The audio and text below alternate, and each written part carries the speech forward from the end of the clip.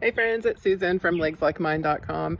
I'm giving a poster presentation at the Fat Disorders Resource Society conference in Atlanta, and here's a little bit of information about my poster. So I am a stage 3 lipedema patient, and I've already had a few surgeries, but my legs are always going to give me challenges. So I swim regularly and have done a ton of research for you on the benefits of aqua therapy or anything you can do in the water.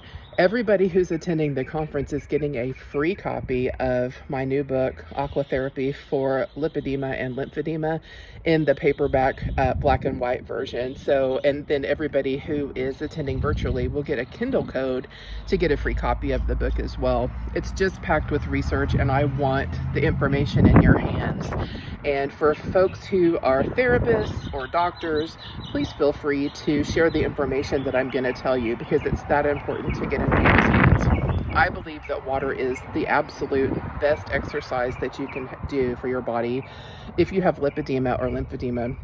And the reason is the natural compression and the offloading of gravity on your body when you're in the water. We can just do so much more to do active compression instead of laying in a bed to use a pump, which is very necessary, but anytime you can be moving in addition to receiving compression, it's a good thing.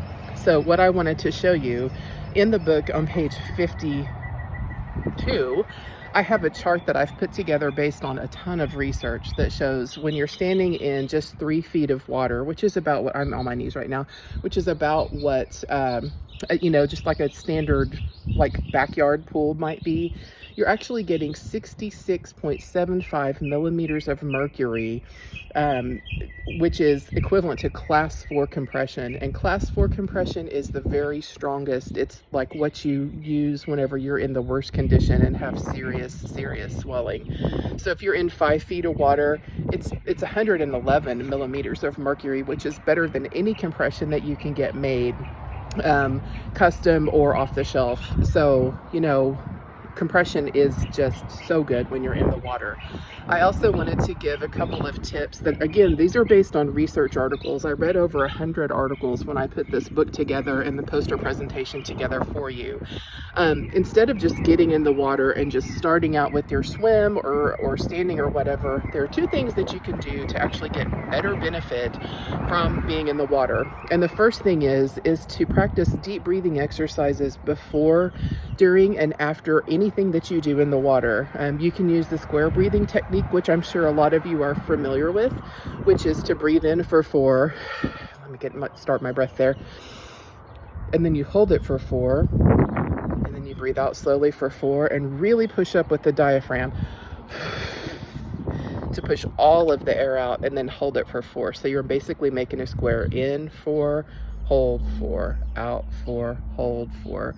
Do those several times before you start your water exercise, and what you're doing is stimulating the center part of your lymphatics that are where everything drains with your diaphragm. So that actually is a thing you can do to stimulate your lymphatics without having to do manual lymphatic exercises, which of course are always, beneficial, which is my second point. If you're in the water and you've started with your deep breathing exercises, take a lymphatic break during the middle of your swim or your walk or your stand.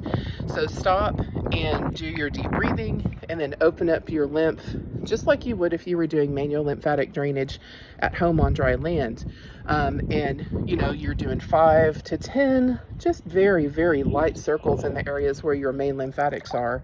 You can use water turbulence to also do lymphatic break. As you can see right here with my hand, I'm using the water to push up against the center part of my stomach, or you can do the pushing like this as well.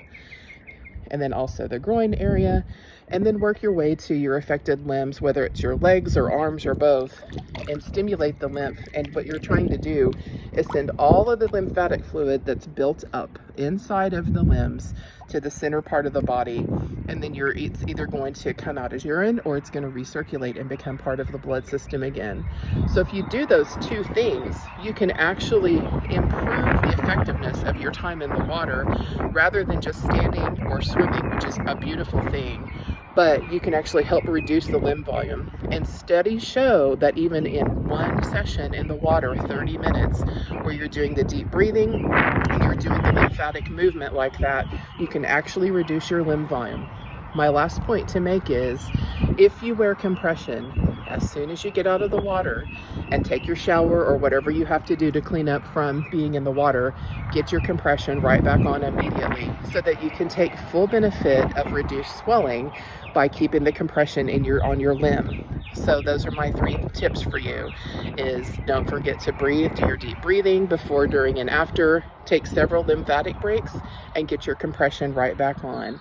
And hopefully those things will help you to reduce your limb volume, increase flexibility, increase your cardiovascular health, and most importantly, give you the joy and freedom of moving in the water. Thank you very much, and I hope you enjoy the conference.